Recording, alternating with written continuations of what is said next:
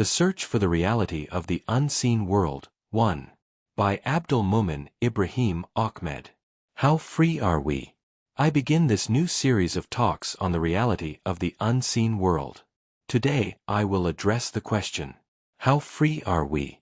Everything we know about the unseen and the spirit world extends little beyond what our ancestors knew. It is a body of knowledge still enveloped in mystery and, all too often, intertwined with myth and superstition. To what extent are we free to develop a new understanding and discover new ways of exploring existence and uncovering its unseen dimension?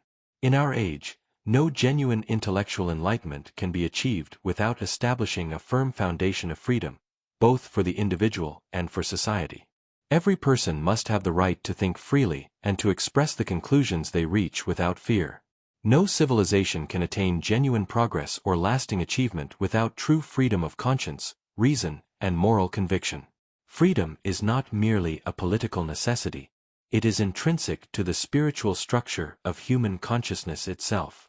The restriction of intellectual freedom in much of the Middle East is arguably one of the principal causes of the region's stagnation.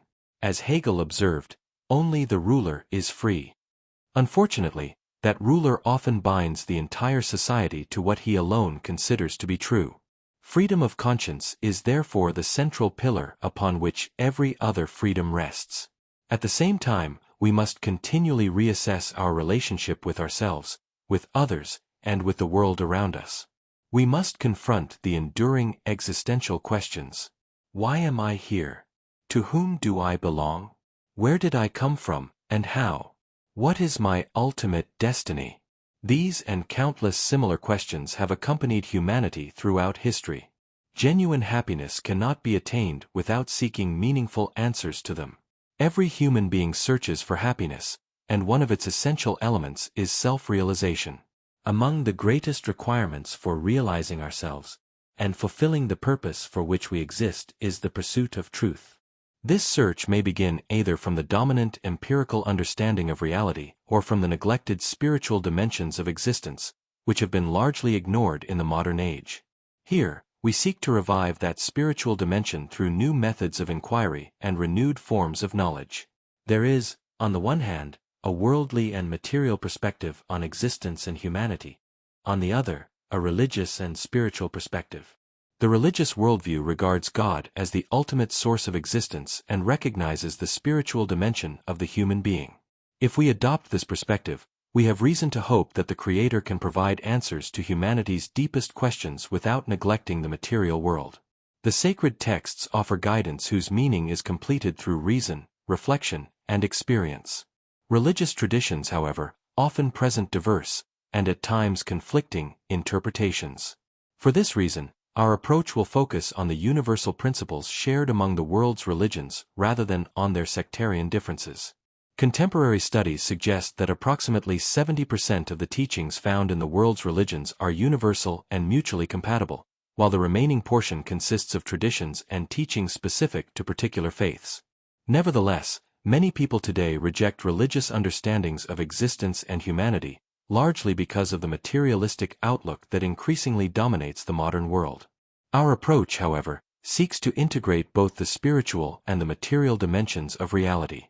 The religious perspective tells us that humanity is confronted with a profound existential problem. Here, we propose solutions grounded in the concepts of the Creator and creation, together with a renewed interpretation and fresh reading of the sacred texts. The original Creator alone possesses the blueprint of the original design, the first model of humanity as heaven intended it to be. In unification thought, this is called the original image. The sacred scriptures teach that every created thing possesses an original archetype, from which and according to which all beings, including humanity, have come into existence. Plato expressed this concept through his theory of forms.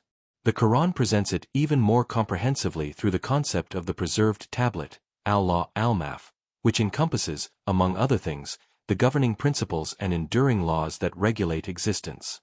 The Bible appears to contain a related, though perhaps less fully developed, concept in what may be described as the heavenly books or heavenly records.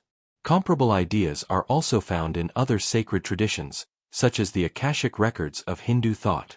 Likewise, certain Eastern esoteric schools speak of a cosmic memory in which the past, present, and future coexist, while Taoist philosophy refers to a universal order or cosmic principle underlying all existence.